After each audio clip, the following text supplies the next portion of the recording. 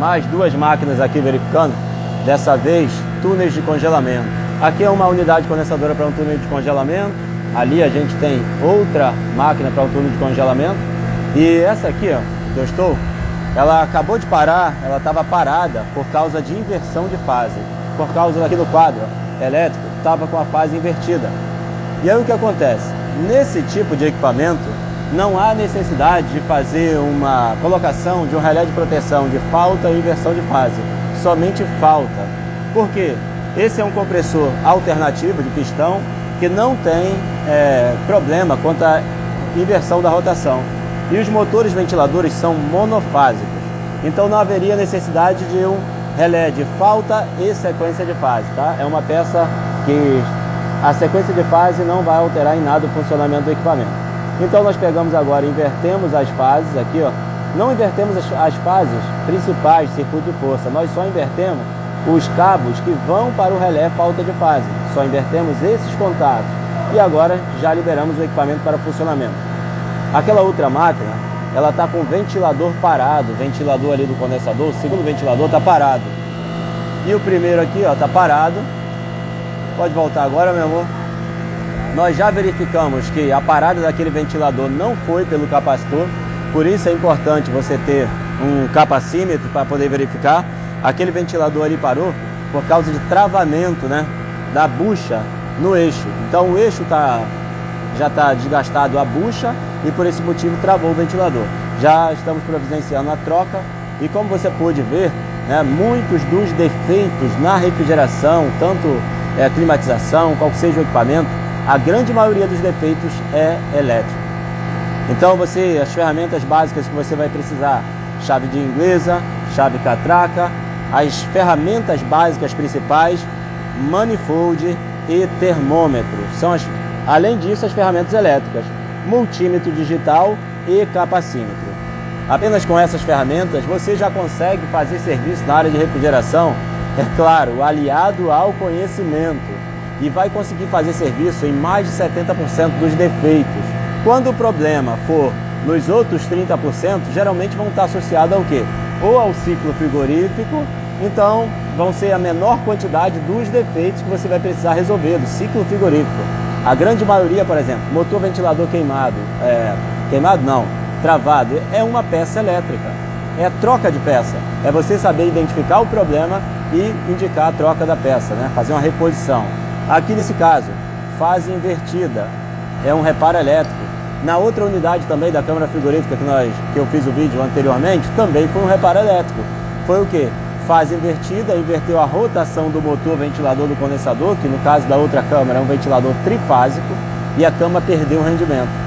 Então vejam que nesses 3 atendimentos que eu estou fazendo hoje, todos os 3 foram relacionados à parte elétrica. Então, se você não domina essa parte, não domina essa área, você vai estar perdendo muita oportunidade no campo. Eu utilizei manifold, utilizei termômetro também, apenas para conferir o superaquecimento, subresfriamento, mas nesses equipamentos não havia nenhum tipo de problema no ciclo frigorífico, e sim problemas relacionados à parte elétrica e também problema de escolha do equipamento, né? A outra câmara está com uma unidade que é para média temperatura e não para congelados. Então, se aperfeiçoe na parte elétrica, seja um profissional especializado, que rapidamente você vai conseguir identificar problemas como esse. Então, rapidamente identifiquei que o problema aqui era no relé falta de fase, falta e sequência de fase. Quando vi ele apagado, eu já fui logo testar. Eu já fui testar como? Eu verifiquei entre a fase comum do comando, que é essa aqui, ó, essa fase comum do comando que vem para o contator, eu já testei dela para a entrada do relé, vi que não tinha nada, e a saída do relé, não tinha nada. Então vi que não estava nem entrando a fase no relé. Então continuei daquele ponto e medi a entrada do relé falta de fase e medi a saída. Na entrada tinha, na saída não. Identifiquei rapidamente que o problema estava no relé falta de fase. Mas nem precisaria testar, porque ele já vem um LED indicativo, se ele está com o relé ligado ou não. Mas é sempre bom fazer o teste, tá bom?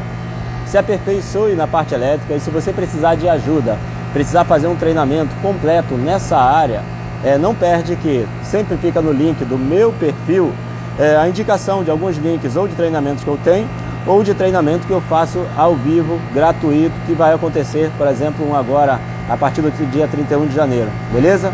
Então, a refrigeração comercial, ela é muito mais lucrativa porque faltam profissionais qualificados no mercado. Então, eu recebo muito chamado, não consigo indicar muitas das vezes alguém para poder atender o cliente porque falta até pessoas para indicar.